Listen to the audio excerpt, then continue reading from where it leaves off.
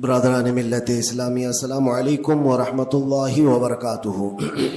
الحمد للہ وکفا وسلام علی حبیبہ المصطفیٰ، اما بعد فاعوذ باللہ من الشیطان الرجیم، بسم اللہ الرحمن الرحیم۔ واما بنعمت ربک فحدث، صدق اللہ مولانا العظیم۔ بارگاہ رسالت معاب صلی اللہ علیہ وسلم میں درود پاک کا ہدیہ پیش کریں۔ اللہم صلی علی سیدنا و مولانا محمد معدن الجود والکرم وآلہ واصحابہ الکرام وابنہ الکریم وبارک وسلم صلاۃ دائمۃ سرمدا ابدا۔ ہمارے حصے میں آج کے دن جتنا بھی وقت یہاں اللہ نے لکھا ہے اتنا ہم گزار کر کے جائیں گے انشاءاللہ۔ بس ایک بات عرض کرنا چاہوں گا کہ آج 15ویں شعبان المعظم ہے۔ ہماری زندگی کے سالوں میں سے ایک نئے سال کی شروعات ہے۔ حدیث پاک میں ملتا ہے کل کی رات اللہ تعالیٰ فرشتوں کو سارے معاملات تقسیم کر دیتا ہے، بندوں کے متعلق کیا کیا چیزیں سال بھر میں ہونے والی، اور فرشتوں کو سارے احکام بتا دیے جاتے ہیں۔ اس میں سے بسا اوقات ایسا ہوتا ہے کہ کسی کی موت لکھی گئی ہوئی ہوتی ہے اس سال، لیکن وہ بندہ شادی کی تیاریوں میں مصروف ہے۔ کسی کے 2 مہینے 3 مہینے کے بعد زندگی کے خاتمے کا عنوان لکھا گیا ہوگا، لیکن وہ اپنے بزنس پلان کر رہا ہوگا، وہ سفر کی تیاریاں کر رہا ہوگا۔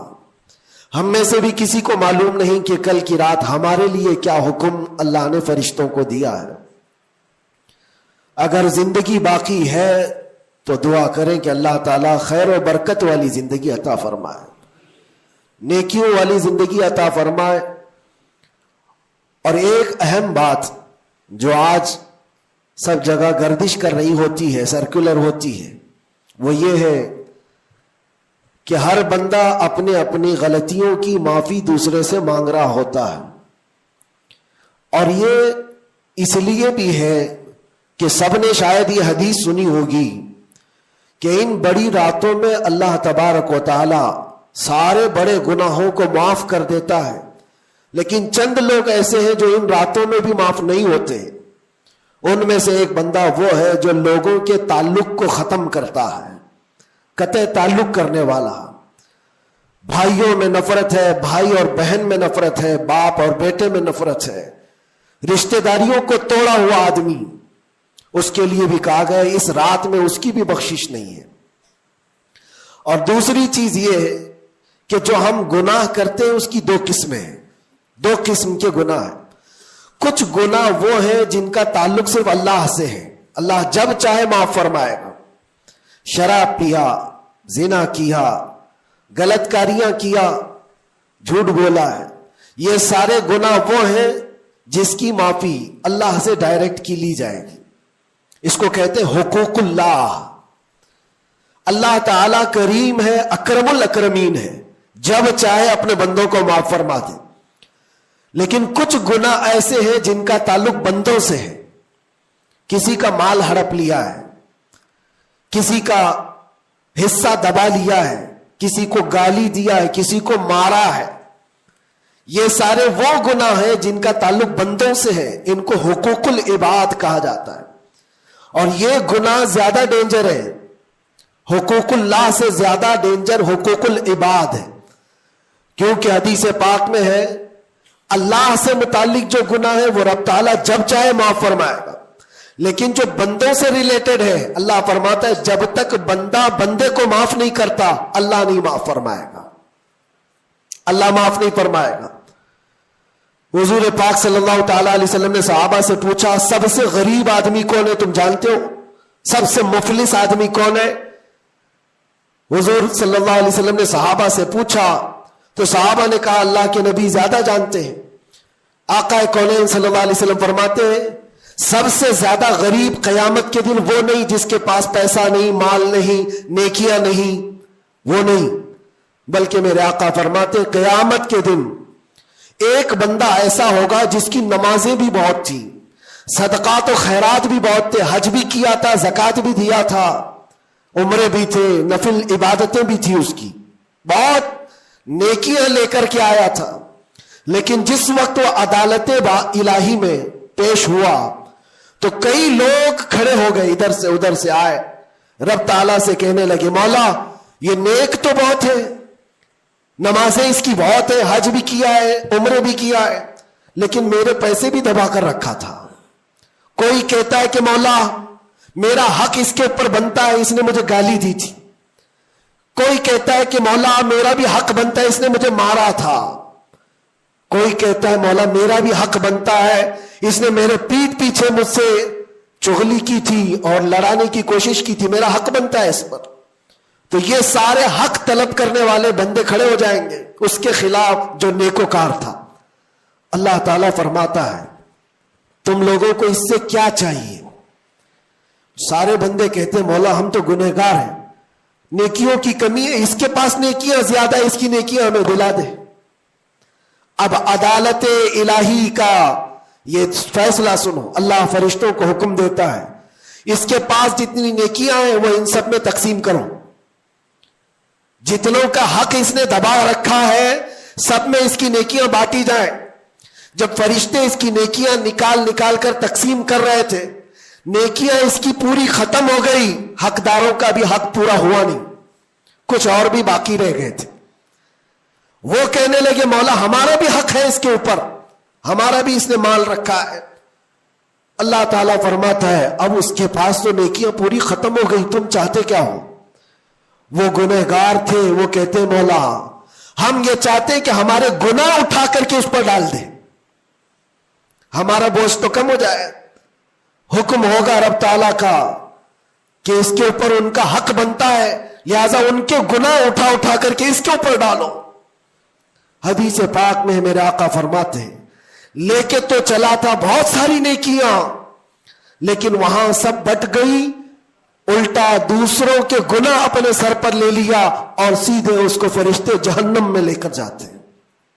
یہ قیامت کے دن کا سب سے مفلس آدمی ہے، سب سے غریب۔ اسی لیے اے لوگوں حقوق العباد میں کبھی گرفتار مت ہونا، دنیا میں کسی کا حق دبا کر مت رکھنا۔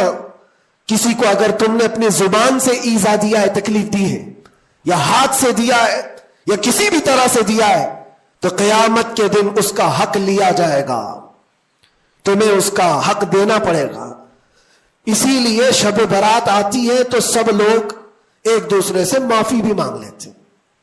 بندوں سے اگر تمہارا حق ہے تو بندوں سے معافی مانگ لو، اگر بندہ معاف کر دیا دنیا میں تو اللہ بھی معاف فرمائے گا، اللہ معاف فرمائے گا۔ لیکن معافی مانگنے کا ٹرینڈ آج واٹس ایپ اسٹیٹس بن گیا ہے، بہت آسان ہے اسٹیٹس پر رکھ دینے کا کہ میرے جس کے اوپر بھی حق بنتے ہیں میں نے ان کو معاف کیا، وہ مجھے معاف کر دیں، کسی کے پاس جانے کی ضرورت ہی نہیں، واٹس ایپ میں گھماتے رہ جاؤ۔ کیا اسی کو معافی مانگنا کہتے ہیں؟ معافی مانگنے میں آدمی کو جو انا ہے، جو تکبر ہے، جو شیطان اسے گھمنڈ دلاتا ہے، اسی توڑنے کے لیے تو اللہ نے معافی مانگنے کا حکم دیا ہے کہ جاؤ تم اپنے اس بندے سے معافی طلب کرو جس کے پاس جانے میں تمہیں شرم آ رہی ہے۔ اپنے نفس کو توڑو، اپنے انا کو ختم کرو، اپنے تکبر کو مارو۔ تمہاری بہن کا کوئی حق باقی تھا تو تم اگر یہ سوچتے ہو اس کے پاس کیسے جاؤں، وہ تو چھوٹی ہے، میں اتنا بڑا ہو گیا ہوں، کیا بہن سے بھی معافی مانگوں گا؟ میں چھوٹا ہو جاؤں گا؟ قدر کرو، آج تمہارے پاس وقت ہے، یہاں تھوڑی دیر کے لیے چھوٹا ہونا اچھی بات ہے۔ قیامت کے دن جب تمہارے گلے میں توق ڈال دیا جائے گا گناہوں کا تو اس وقت مدد کے لیے کوئی نہیں آ سکے گا۔ اس لیے میرے عزیزوں حقوق العباد میں گرفتار کبھی نہ ہونا۔ اللہ کے نبی صلی اللہ علیہ وسلم کے پاس ایک جنازہ آیا، حضور صلی اللہ علیہ وسلم جب جنازہ پڑھاتے تھے تو پہلے پوچھتے تھے اس پر کسی کا حق باقی ہے، کسی کا اس پر کوئی لینا دینا باقی ہے؟ جنازہ صحابی کا ہے۔ جب جنازے کے پاس کھڑے تھے تو ایک صحابی آگے بڑھتے اور کہتے یا رسول اللہ 2 درہم میرے اس کے اوپر باقی ہے اور یہ مر گیا، دیا نہیں مجھ کو، 2 درہم قرضہ اس کے اوپر میرا باقی ہے۔ حضور پاک صلی اللہ علیہ وسلم نے کیا فرمایا جانتے؟ सल्लु अला साहिबिकुम वला उसल्ली अलैहि, ऐ लोगों तुम चाहो तो इसका जनाजा पढ़ लो, मैं नहीं पढ़ूंगा। हुजूर पीछे हट गए। 2 दिरहम का सिर्फ कर्जा बाकी था जिनका इंतकाल हुआ, और हुजूर ने फरमाया मैं जनाजा नहीं पढ़ूंगा। सोचो आज 2 दिरहम का बोझ भी कितना बड़ा होता है। जनाजा रखा है, हुजूर पीछे हट गए। फिर एक कोई सहाबी आगे बढ़ते और कहते या रसूल अल्लाह सल्लल्लाहु अलैहि वसल्लम, इनकी जानिब से इनका कर्जा मैं अदा कर दूंगा। हुजूर ने फरमाया कब तक अदा करोगे? कहा कल की मगरिब से पहले पहले मैं अदा कर दूंगा।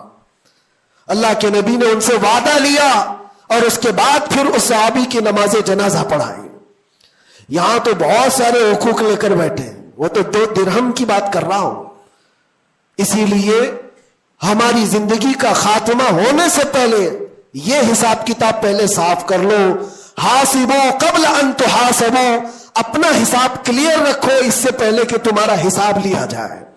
अल्लाह करीम हम सबको कहने सुनने से ज्यादा अमल की तौफीक अता फरमा।